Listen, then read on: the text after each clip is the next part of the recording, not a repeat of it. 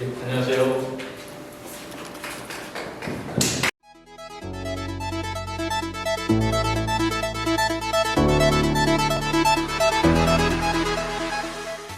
언론 여러분 안녕하세요. 국민의힘 세종시장 예비후보 최현우입니다. 또 감사의 인사를 올리겠습니다. 한 주가 시작되는 월요일 이른 시간임에도 이렇게 잘 함께해 주셔서 대단히 고맙습니다. 오늘은 제가 세종시장 예비후보로서 시민들께 드리는 네 번째 공약 발표에 나갑니다. 그동안 세 번의 기회를 통해서 부동산 분야와 청년 일자리 분야, 교통 분야 공약, 문화예술과 체육 분야에 대한 공약에 대한 브리핑을 드리기가 있습니다. 오늘은 시민들과 언론 여러분들의 관심사인 의료복지와 아동 여성 분야, 그리고 개인 분야에 대한 공약을 설명드리겠습니다. 먼저 의료복지 분야입니다. 우리나라 국내 암 환자 수 120여만 명에 이르고 질병 사망자 중에 3명 중 1명이 암으로 세상을 떠나고 있습니다. 그런데 충청권의 경우 방사선 의학 중심의 연구 인프라와 전문 인력 부분에서는 이 세계적 수준으로 성장 잠재력이 충분한데도 불구하고 중증 암질환 치료 기관의 규모와 수준은 오히려 타 권역보다 뒤떨어져 있고 종합적인 의료 서비스 수준도 전국 4대 권역 중에서도 가장 취약하다는 것이 전문가들의 지적입니다. 이 점을 감안하여 저는 의료 분야 첫 번째 분야로 중입자 가속기 암치료센터의 설립이 실행되도록 하도록 하겠습니다.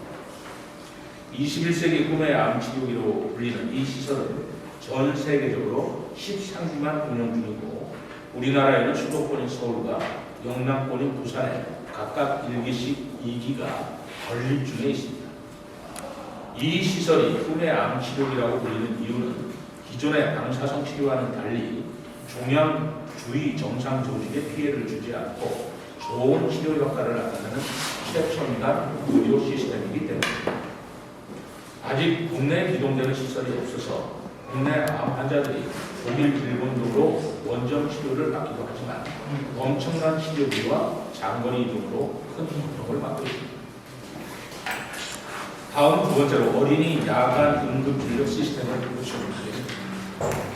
주지하신 바와 같이 세종은 평균 연령 36.9세의 가장 젊은 도시이고 14세 이하 인구가 전체 인구의 약 20%에 달할 정도로 소아 청소년의 비율이 높습니다. 하지만 어린이 전문병원이 없을 뿐만 아니라 어린이 야간 진료가 가능한 병의원과 한계 수에 불과하고 그나마 예약이 되어도 보통 1시간 이상을 대기해야 할 정도로 어린이를 위한 진료 시스템이 취약한 시기입니다.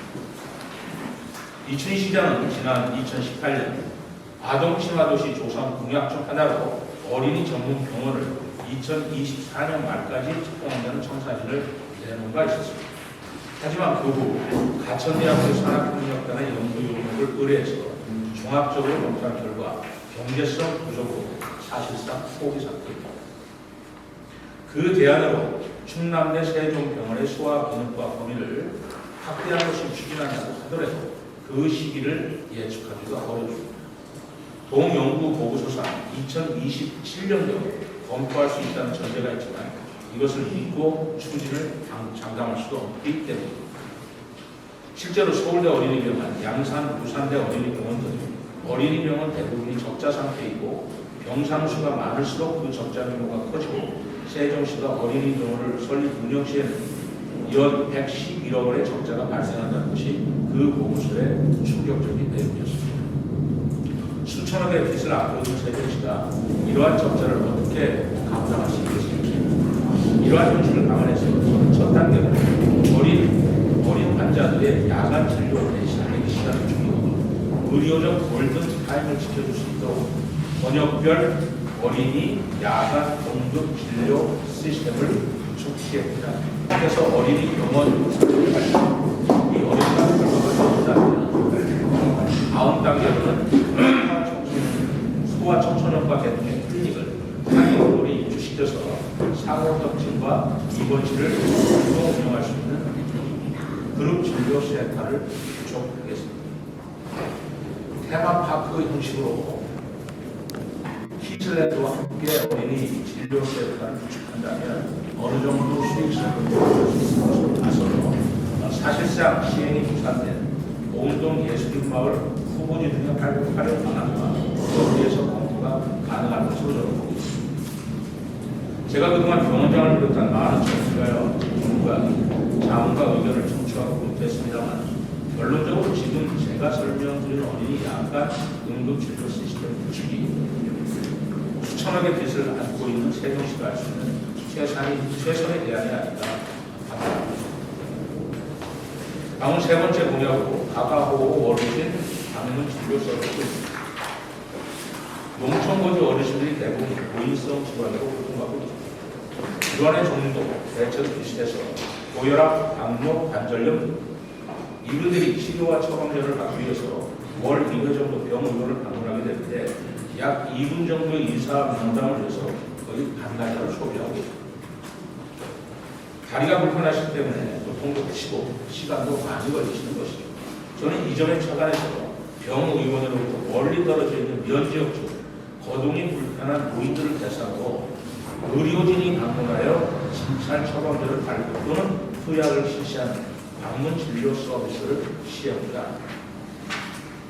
의료진의 확보가 가장 큰 어려울 것으로 생각되는데 공중보건의 또는 의용국 닥터와의 협약 등을 통해 우선 시범운영인데 그 진료 대상 본의를 시행 단계에서 세부적인 검토를 거쳐 추진하겠습니다.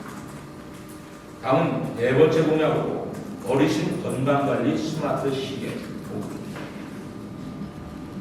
보건복지부가 추진한 AI 기반 어르신 건강관리 시범 사업이 시행되는 등 어르신들의 건강관리를 체크할 수 있는 첨단 시스템이 도입되고 있는 추세이지만 세종시는 그 수제의 취획이 사각지대라는 지적이 있습니다. 노인인구 900만 명의 시대를 맞아 우리 세종시도 젊은 도시라고 하지만 65세 노인인구 비율이 9.4%로 고령화 시대인 것입니다. 이러한 현실을 고려해서 어르신 건강관리 스마트 시계를 지원하는 사업을 준비하겠습니다.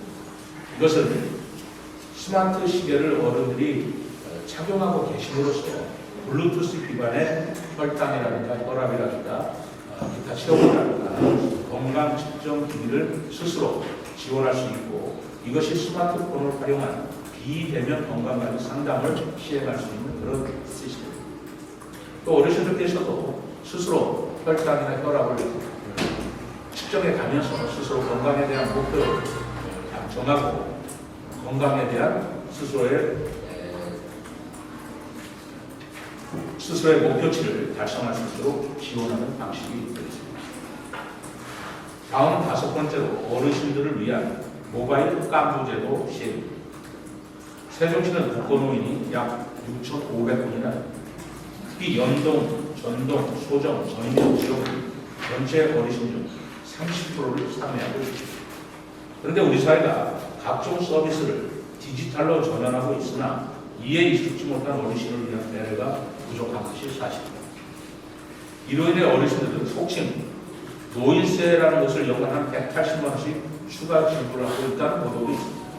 여기서 말하는 노인세라는 것은 모바일 역량이 부족해서 대면 서비스를 받음으로써 추가 지불하는 손실액을 말하는 것입니다. 예를 들면 가족관계 증명서를 인터넷으로 발급하면 무료지만 주민창구에서 발급받으면 1,000원의 수수료를 지불하는 것 같은 그런 것이죠. 재난지원금 등의 지급 계획이 공표되어도 독거노인들은 그 방법을 몰라서 못하시거나 애를 태우신 경우가 커다합니다. 이 점을 고려해서 마을별 모바일 깜부 제도를 시행해서 사안 발생 시마다 깜부가 찾아가서 그 어르신들의 모바일 서비스를 도와드리는 것입니다. 다음은 여섯 번째 공약으로 아파트 관리 노동자 인권 향상 강화에 관한 대책입니다. 최근 아파트들은 공동주택관리에 종사하시는 경비, 환경, 미화원 등 현장 노동자의 인권 문제가 사회적 이슈로 되는 데가 있습니다. 특히 열악한 근무 환경과 일부 몰지각한 입주민들의 갑질 행태에 대한 혁신이 필요합니다. 이에 대한 저의 생각은 이렇습니다. 사건 발생 시 처벌 위주의 정책보다는 입주민 스스로 자발적인 소통과 배려를 인식하시도록 격려하는 인센티브 정책이 더 효과적일 것이라는 것입니다. 이를 위해서 노동자 우수 실천 아파트 단지 선발, 표착, 지원을 추진하자 합니다. 예를 들어서 매년 상반기로 나눠 추진하되 노동자의 휴식 공간, 근무 환경 개선의 정도, 노동법 준수 여부와 노동자의 인권 보호 노력의 수준을 평가해서 표창하고 우수 단지에는 그 정도의 인증 표창을 부착하면서 소정의 환경 개선 사업비 등을 지원하는 것을 추진합니다. 이를 통해서 공동주택 현장 노동자분들을 배려하는 사회 분위기를 자연스럽게 유도할 수 있다고 생각합니다. 이상 의료복지 분야에 대한 공약 설명을 마치고 지금부터는 아동, 여성, 그리고 교육 분야의 공약을 설명드리겠습니다. 먼저 세종역 초등학생 방과 후 돌봄 프로그램 카페입니다. 초등학생의 학습 종료 시간과 부모의 퇴근 시간이 일치하지 않고 있고 그렇다고 초등학생은 돌봄이 없이 시간 혼자 보내기에는 너무 어려서 직장맘과 부모님들은 항상 불안해요. 이 점을 고려해서 방과 후 바로 지역 돌봄을 연계할 수 있는 시스템을 구축하자 하는 것입니다. 세종시에는 51개의 초등학교가 있는데 학교나 복합 커뮤니티 센터 등의 여유 공간을 찾아서 우선 시범 모델을 구축한 다음 확대 추진합니다. 현재 일부 추진되고 있는 다함께 돌봄센터와 연계해서 병행을 추진하면 좋을 것으로 생각합니다. 이를 통해서 우리 학부모님들의 걱정을 가능한 덜어드리도록 노력하겠습니다. 두 번째로 직장맘 애로사항 지원센터 운영을 하겠습니다. 이 사업은 여성의 노동권을 보호하고 여성의 경력 단절을 선제적으로 예방하면서 워라밸의 균형을 유지 지원하기 위함입니다. 직장맘의 세 가지 보충, 즉 직장, 가족관계, 개인 보충에 대한 종합 상담과 분쟁 해결 등 원스톱 연계 서비스를 통해 도와드리고 아울러 노동법 강조와 직장보호 커뮤니티 운영 등 역량 강화도 지원하는 것입니다. 법률 지원단을 구성해서 운영한다면 좋은 성과를 기대할 수 있다고 생각합니다. 다음은 세 번째로 직장 어린이집 확대 지원입니다. 대체적으로 경력단절 여성이 직장을 그만둔 이유는 육아, 결혼, 임신과 출산, 가족 돌봄, 자녀 교육 순이라고 합니다. 결국 자녀의 케어 문제가 발목을 잡는 것입니다. 결국 이 문제만 해결해 준다면 직장만 경력 단절이 없이 직장과 가정을 모두 지킬 수 있는 것입니다. 하지만 영세한 기업들은 독자적인 직장 어린이집을 운영하기에는 사실 재정 여건을 허락하지 않는 경우가 많습니다. 이런 점에 착안하여 중소기업들은 인근 중소기업끼리 컨소시엄형 공동직장 어린이집을 설치하고 그 설치비 부담에 일부 지원과 근로복지공단 등의 협의를 통해서 직장 어린이집을 확대하겠다는 것입니다. 다음은 교육에 관한 공약입니다. 대학 세종 공동캠퍼스 조기개혁. 국내 17번째 광역단체 세종에는 고려대와 홍역대가 소재하고 있고 현재 행복도시 내 대학원 중심의 세종 공동캠퍼스 설립이 진행되고 있습니다. 입주 예정 대학교 지역대학인 충남, 충북, 한반, 경주대를 비롯한 서울대, KDI 국제정책대학원 등 6개 대학이 참여하고 있습니다. 제가 시장된다면 이 대학들과 행복정, LH 등과의 적극적 협의를 거쳐서 반드시 2024년 상반기부터는 개교가 될 수 있도록 추진하겠습니다. 교육에 관한 다섯 번째로 여민전 에듀 포인트 신설입니다. 최근 하나은행 백년 행복연구센터의 보고서를 보면 대구, 대전, 광주, 부산 등 4대 광역시 40대의 월 평균 세후 소득이 468만 원이고 소비 지출은 약 433만 원이라고 합니다. 그리고 세종시의 경우 사교육비 지출이 지난해 기준으로 평균 35만 원 수준이고 학부모의 77.3%가 이를 매우 부담스럽게 여기고 있다는 보도가 있었습니다. 결국 급여소득 대비 교육비 지출이 많은 걸 알 수 있고 그 보충을 짐작할 수 있습니다. 따라서 교육비에 대한 부담을 덜어드려야 하는데 지자체의 재정 여건상 쉽지는 않습니다.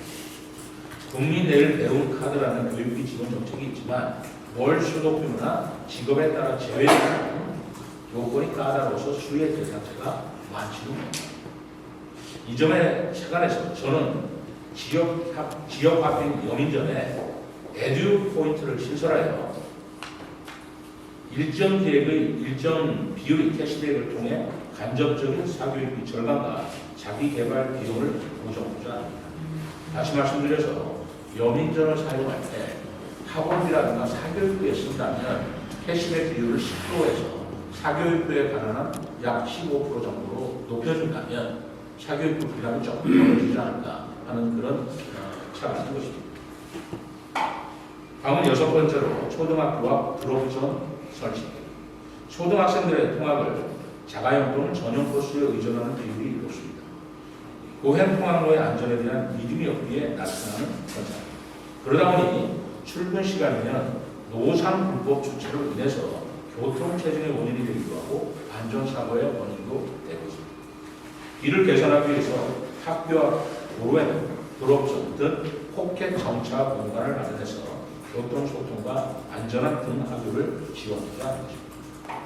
그 방법은 신설학교의 경우 설계 단계부터 검토하고 기존 학교는 현장 여건 조사를 통해 시행할 것입니다. 다행히 세종시는 인도, 고도가 좀 넓은 편이기 때문에 이런 드롭존 구역을 설치하고 시행하는 데는 다른 도시에 비해서 훨씬 수월할 것이라고 생각합니다. 또 시행의 효율을 높이기 위해서 정차 허용 범위를 제한하고 정차 대상에 불법 주정차 차량에 대해서는 설치한 가치를 보내야 합니다.